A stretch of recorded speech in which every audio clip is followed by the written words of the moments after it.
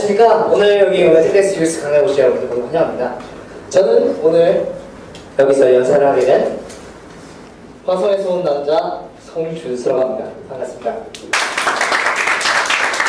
일단 시작하기 전에 저가 이제 바깥에서 어떠한 시야를 보이는지 좀 알려드릴게요. 저는 여기 충북 음성 꽃동네에 아주 산속 깊이 박혀있는 옹달샘이 있을 법한 그런 곳에 학교가 있는데요. 그냥 기숙사 생활하고 있어요. 그런 기숙사 생활하고 애들하고 이렇게 이제 사를 맞대 보여드리면서 애들이 저를 평가하는 말들 중에 꼭 항상 들어가는 것이 있습니다. 이분 혹시 아시는 분 계세요? MBC 아나운서 이선배라는 분 아세요 혹시? 모르세요? 아세요? 네, 일단 제가 이분을 왜 하냐면은 제가 가장 많이 듣는 소리가 지 얼굴 때문에 아저씨라는 말을 되게 많이 들어요. 여러분 저 이 얼굴 10대예요. 자, 아직 19살이고 이분 이제 30대. 저는 항상 사람들이 저를 보면은 30대라고 해요. 이거 되게 재밌는 사실 중에 하나가 이분 저희 사촌입니다. 네, 이성분 닮았죠? 닮았지만 이거 되게 취미도 저랑 비슷하고 되게 재밌으신 형님이에요. 그리고 또 하나가 제가 이렇게 좀 몸이 이래서 그렇고 다른 애들보다 막 일이 좀 힘이 좀 세요. 사람들이 항상 저를 보고 괴물이라고 그러죠. 막 여기저기 막 사람들 부딪히면 사람들이 튕겨 나가요. 막 그래서 괴물이라고 그러고요. 학교에서 아이들이 가장 많이 공감을 하고 저를 가장 많이 부르는 별명이 바로 이성입니다. 외계인. 자, 오늘 제가 왜 외계인이라고 불리는지 차근차근씩 하나씩 알려드릴게요. 자, 오늘의 저희 연설 제목입니다. 자, 이거 혹시 한번 읽으실 분 계세요? 없나? 이게 원어비의 문? 원어비의 문이죠. 무슨 뜻일까요? 아, 예, 영어가 안 되십니까? 원어비의 문, 왜 달이 되려고 하십니까? 항상 생각했어요. 왜 사람들은 달이 되려고 할까요? 그리고 저는 이렇게 여러분들이 말씀하신 Why not stars? 이건 또 무슨 뜻일까요? 예, 역시 영어가 안 됩니다. Why not stars? 왜 별은 안 될까요? 제가 오늘 얘기하신 이 달과 별이 무슨 뜻인지 알고 계신 분 계십니까?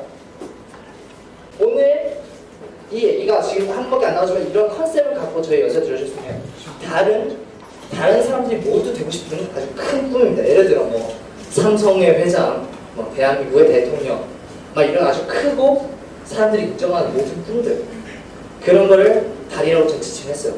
그리고 Why not stars? 이 stars는 뭘까요? 사람들은 각각 하고 싶은 꿈이 하나씩 다 있습니다. 그게 아까처럼 그 달이 되든지 혹은 이 별처럼 작게 보일 수도 있어요. 제가 오늘 연설을 시작하기 전에 저의 꿈은 뮤지컬 배우가 목사와 또 될 수 있다면 고아원 원장을 하는 게 저의 꿈입니다. 따지고 보면은 절대 문은 될 수 없어요. 저희 꿈들이 세간에서 절대 문으로 평가받지 않습니다. 그런데도 제가 오늘 여러분들 말씀하신 Why not stars? 왜 별은 되지 않죠? 라는 얘기예요. 자, 오늘의 우리 테드, 오늘 모인 것의 주제, 꿈을 이루기 위한 something입니다. 굉장히 평화롭고 기분 좋은, 그냥 평화로운 그런 말이에요. 하지만 되게 사람들이 이런 반응 보입니다. 도대체 그 something이 뭔데? 알지 못해요. 사람들은 살아가면서 그 something을 찾기 위해서 되게 많이 고난도 하고 일일이 부딪히면서 힘들어합니다. 그 something에 취하기 위해서 이런 것들을 항상 생각에 염두에 두고 힘들어하죠. 이런 반응들은 많이 보여요. 저희 청소년 같은 경우. 돈, 집, 차, 뭐 교육, 노후, 연금, 비자금, 대학, 어른들이 항상 이것이 중요하다고 말하는 것들, 굉장히 중요하다고 어디서 박혀있을 거예요. 그래서 제가 말씀드리고 싶습니다. Feel freedom, 자유를 느끼세요. 그것이 오늘 제가 여러분에게 말씀하고 싶은 것입니다. 저 오늘 얘기하기 전에 제가 오늘 여기 나와서 여러분들 이렇게 생각해주세요. 뭔 30대까지 생긴 녀석이 나와갖고 뭐 머리를 저렇게 닥벽하게 세우고 나서 내 앞에서 무슨 소리 하는 거지? 내가 네가 누군지 어떻게 알아? 근데 잠시 제 인생에 대해서 살짝만 알려드리려고 합니다. 제 인생은 기본적으로 이렇게 어두워요. 밝지 않습니다. 전혀. 저희 아버지가 이렇게 어렸을 때부터 사업을 하셨어요. 여기 형이 있는데 이 사업을 형이 되게 어렸을 때는 되게 유복하게 살았습니다. 근데 되게 아이러니컬하게도 제가 태어나자마자 집안이 살짝씩 어렵게 됐어요. 어렵게 되면서 아버지는 이렇게 어렵게 되는데 얘들을 어떻게 키워야 되나 고민을 많이 하셨습니다. 하시면서 여러 가지 시도도 해보고 초등학교 3학년 때 저를 자퇴를 시키고 국제학교에 들어보내셨어요. 집이 어려운데도 말이죠. 한 1년에 한 2,000번씩 들었던 것 같아요. 학교는. 거의 대학 수준이고. 근데 그렇게 살아가면서 집안이 점점 어려졌습니다. 뭐 어찌어찌 국제학교를 2년 동안 다녔어요. 2년 동안 다녔는데 집이 어느 순간인가 정말 파국을 맞이한 시점이 왔습니다. 저는 결국 그 2천만 원의 돈을 못 내는, 저희 집은 못 내는 상황이 되었고, 그래서 저는 뭐 어쩔 수 없이 학교에 나왔죠. 저는 분명히 10학년 때 자퇴를 했어요. 학교를 가지 못해요. 그 집은 학교를 보낼 수 없었습니다. 그래서 저희 부모님은, 저희 형이 있는데 저보다 4살 위에요. 저희 형한테 20만 원을 쥐어주면서 중국에 가라고 말씀하셨습니다. 여러분 생각해보세요. 여러분 아마 지금 다 한 5살 분도 계시지만 뭐 여러가지 보통 한 10대 청소년들일 거예요. 여러분들이 여러분보다 4살 어린 동생을 데리고 20만 원만 갖고 지금 당장 카자흐스탄을 가서 살라 그러시면은 여러분은 어떤 기분일까요? 저희 형이 아마 그런 기분이었을 겁니다. 그런 기분에서 저희 형이 정말 대단한 게 그 상황에서도 어떻게 20만 원 가지고 묵을 집을 찾았어요. 집 찾고 20만 원 다 써서 2주 동안 먹을 게 없어서 굶어 왔습니다.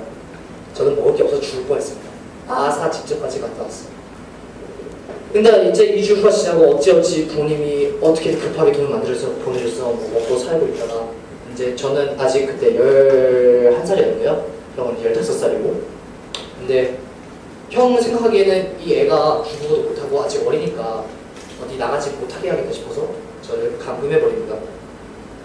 집이 한 이거의 반에, 그러니까 이거의 4분의 1 정도 되는 크기에서 저는 6개월을 감금당해서 지냈어요. 밖으로 못 나갔어요, 중국에서. 왜냐하면 밖에 중국이 특히나 위험한 지역이고 밖에 나가면 내 어린 동생 어떻게 될지 모르니까. 그런데 참고로 15살 애예요. 15살 애가 20만 원 들고 집에 가면은 4살짜리 동생이 굶고 있어요. 난 지금 뭘 해야 될지 모르겠어요. 화가 납니다. 내 집안은 왜 이러지? 부모님은 날 왜 이랬지? 내 인생을 왜 이렇게 꼬였을까? 그래서 화 풀 수 있는 곳을 찾습니다. 가장 가까운 게 어디 있죠? 집안에 있는 동생이에요. 저는 그래서 중국에서 2번의 죽을 위험을 처합니다. 한 번은 굶어 죽을 뻔하고 두 번째는 맞아 죽을 뻔합니다. 저는 죽음의 고비를 그렇게 넘어왔어요. 근데 집안에 한 6개월 동안 혼자 잡혀 있다 보니까 감금되어 있다 보니까 하나하나씩 감정에 부재중합니다. 사람이. 아무 자극도 없고 멍하니 그냥 집에 24시간 동안 나는 뭘 하는 거지? 그냥 앉아서 홀로 그냥 멍하니 11살에 그러고 있습니다. 학교도 안 가고. 그러다 보니까 사람이 이렇게 가면이 하나 생겨버리더라고요. 나중에 사회생활을 갑니다. 사회생활을 가는데 얘는 지금 한 근 4년에서 3년 동안 학교를 가지 못했고 6개월 동안 사람과 접촉이 거의 없이 살았습니다. 당연히 이 가면이 쓸 수밖에 없는 상황입니다. 이 가면이 되게 밝고 그런 사회적 이미지를 가면 썼습니다.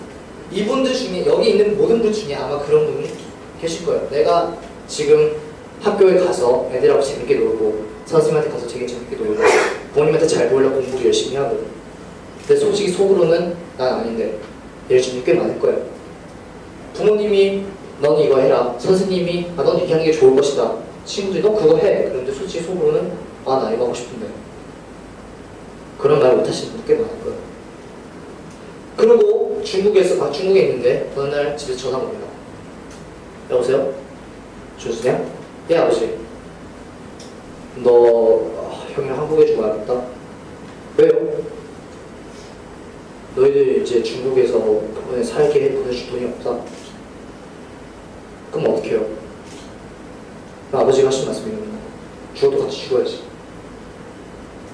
그래서 저는 형이랑 같이 한국에 왔어요. 한국에 와서 이게 살 집을 갔는데 이런 집입니다.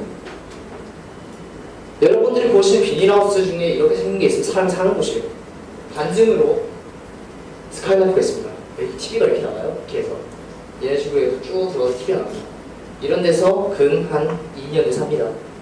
학교도 안 가고 저희 이제 6학년이 됐어요.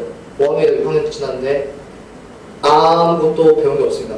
학교에 가지도 않았고 여러분이 당연하게 생각하는 그 가방, 연필, 뭐 지금 입고 있는 이 옷들 이것들을 살 돈이 하나도 없었으니까요. 학교를 못 갈 상황이 먹을 것도 지금 못 먹는 상황인데 어떻게 학교를 가요? 그냥 그런 삶을 살았어요. 근데 그런 삶 중에 유일한 낙이 근 700권 된 책이었습니다. 저희가 비닐하우스니까 공간 되게 넓었어요. 공간 되게 넓었는데 그 한 방이 한 방은 커가지고 한 이거에 한 이 정도쯤 되는 그런 방이 있었는데 벽이 쫙 다 책이었어요. 여러분들이 보시는 이 정도의 책이 한 근 5배 정도 저희 방에 있었습니다. 저는 할 게 없잖아요. 학교도 안 가요. 그러니까 이 책들을 보고 삽니다. 이 700권들의 책이 제 머릿속에 다 입력되는 순간 저는 친구들, 여기 있는 친구들이 알아요. 저는 공부를 하지 않아요. 저는 정말 공부를 하지 않아요. 저는 어렸을 때 이 책들로 갖다가 지금까지 뻐기고 있어요. 정말 이 700권들의 책들이 저를 어떻게 만들었나. 정말 모든 것에 정말 약간씩은 다 알고 있으니까 어떤 일을 해도 잘 적응을 하고 이것저것 분야 많이 알아보고 저는 그래서 아마 그 공부만 이렇게 하는 아이들보다는 꿈을 좀 다른 시각에서 볼 수 있던 관점을 이 책에서 많이 더 찾은 것 같습니다.